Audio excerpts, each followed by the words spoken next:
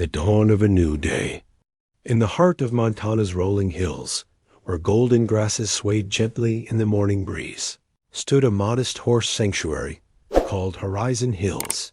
Nestled between rugged mountains and endless skies, the sanctuary had become a place of healing for broken spirits, both human and equine.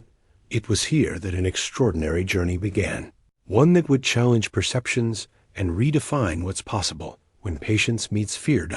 As the first light painted the sky in streaks of gold and pink, Hank Whitman rose from the bed, his old bones protesting the morning chill. Through the kitchen window, he spotted his granddaughter Clara Reagan already outside, sitting quietly near Spirit's paddock. Spirit, a magnificent Mustang with a dark coat that shimmered like polished ebony, had arrived at the sanctuary 6 months earlier, a frightened creature who had known only pain and mistrust at the hands of humans. "Morning, sweetheart," Hank said softly, carrying a tray of breakfast to where Clara sat. Her sketchbook lay open on her lap, filled with detailed drawings of Spirit. She didn't respond immediately, but offered a small smile, the first genuine one since her arrival. "Thought you might be hungry?" Clara's journey had been as difficult as Spirit's. The accident that took her parents had also taken her voice, not physically, but emotionally. She had retreated into silence, finding comfort only in drawing and observing the world from a safe distance. Hank watched as her fingers traced the lines of Spirit's portrait with careful precision. "You know," Hank began, choosing his words gently, "Spirit and you have more in common than you think." He paused, letting the words sink in. "Both of you came here broken, scared." Another pause. "But look at him now. He's learning to trust again." Clara's pencil hovered and slowly continued its movement. Through the nearby barn window, Spirit watched them, his ears flicking forward with interest. The Mustang's transformation had been remarkable. Though still cautious, there was a new light in his eyes, a spark of curiosity replacing constant fear. Later that morning, as sunlight warmed the earth, Clara found herself standing closer to Spirit's paddock than ever before. The Mustang approached cautiously, stopping just out of reach. Hank held his breath, watching from a distance as Clara extended her hand, palm up, offering a piece of apple. Spirit hesitated, nostrils flaring as he assessed this new moment. "That's it," Hank whispered, careful not to disturb the scene.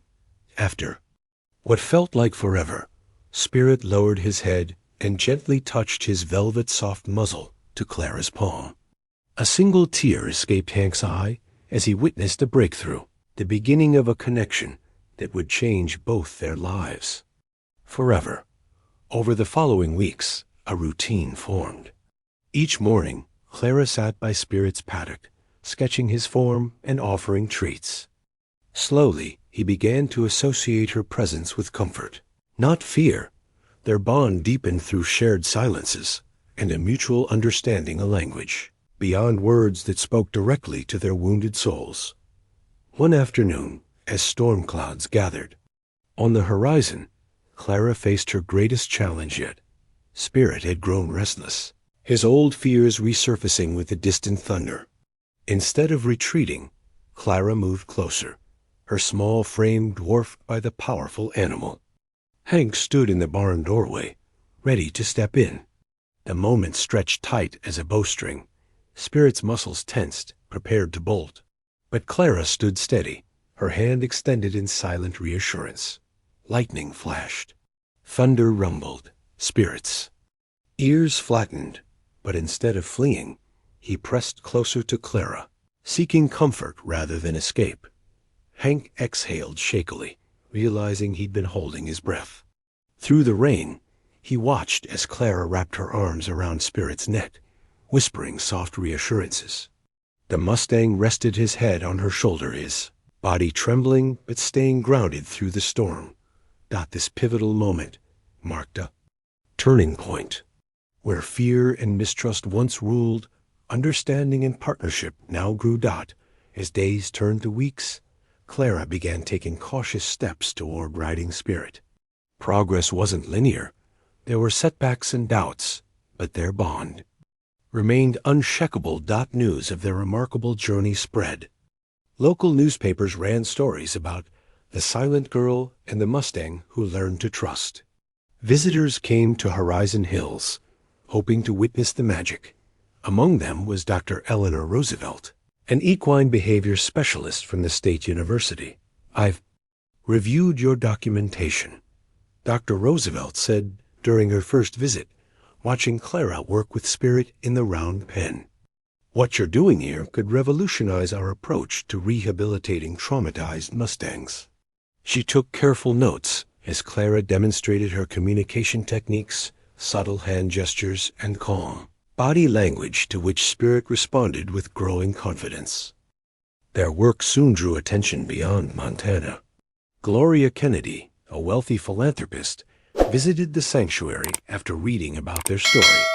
Moved by what she saw, she offered significant funding to expand the sanctuary's mission. Her support allowed them to rescue more Mustangs and launch programs for children facing emotional trauma like Clara's Dot. As winter melted into spring, preparations began for a demonstration at the Montana State Fair, an event that would showcase not just Clara and Spirit, but Horizon Hills' groundbreaking rehabilitation methods. Excitement buzzed through the sanctuary. On the day of the fair, the weather was crisp and clear. Hank drove the truck with Spirit's trailer, while Clara sat beside him, reviewing her notes. "It's okay to be a little scared," Hank told her gently, noting her nervous page-turning. "Spirit probably feels the same." Clara nodded, her grip tightening on the notebook. They both knew this wasn't just a performance. It was proof of everything they'd worked for Dot at the fairgrounds. The stands filled quickly. Spectators buzzed with anticipation.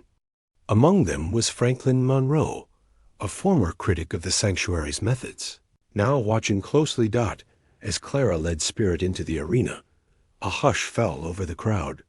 The Mustang, alert to the new environment, tensed but relaxed under Clara's calming touch. She began with simple tasks and then moved into more complex maneuvers. With each success, Spirit's confidence grew. He responded to Clara's cues with increasing trust. When she finally mounted him and guided him in a smooth pattern around the arena, the audience erupted in applause. Spirit startled briefly, but settled under Clara's gentle hand. She dismounted, stroked his neck, and turned to face the crowd. For the first time since arriving at the sanctuary, she spoke directly. "He wasn't scared at all," she said, her voice soft but steady in answer to Hank's earlier concern. Words were simple but carried weight. Hank rushed to her side, pulling her into a tight embrace. "You did it," he whispered, eyes wet with pride. "You saved each other." The sanctuary community felt the full impact of their journey. What had started as an effort to rehabilitate one scared Mustang had become something greater, a testament to trust, patience, and love. Opportunities followed. Universities expressed interest in formal research partnerships.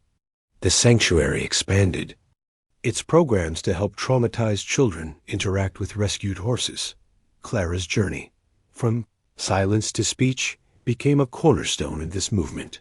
Her insights helped shape therapeutic methods rooted in empathy rather than control. The Spirit Scholarship, funded by Gloria Kennedy, enabled other children to experience this healing environment. As the seasons changed, Clara and Spirit continued their work as ambassadors for hope. Their story proved that no soul is too broken to heal, and that the most powerful connections often begin not with strength, but with vulnerability. On a quiet evening under a sky full of stars, Hank reflected on their journey. A desperate gambler, wild horse, and a grieving child had blossomed into something beautiful. The sanctuary's lights glowed against the night, lighting the way forward for horses and humans alike. Their story stood as a reminder. In a world that values speed over depth and obedience over connection, healing takes time. And sometimes The greatest medicine isn't force, but presence, patience, and the courage to simply begin.